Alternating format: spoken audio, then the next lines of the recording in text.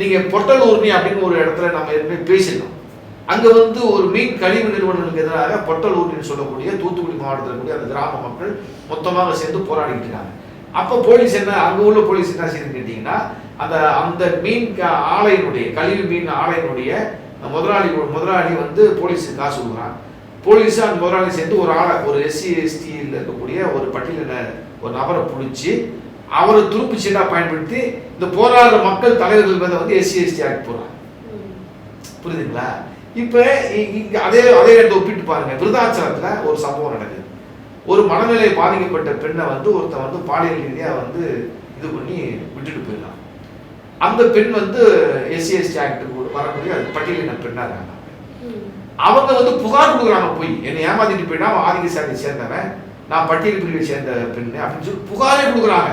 அந்த புகாரை வாங்கி கிடப்புல போட்டுட்டு நடவடிக்கை எடுக்கல போலீஸ்.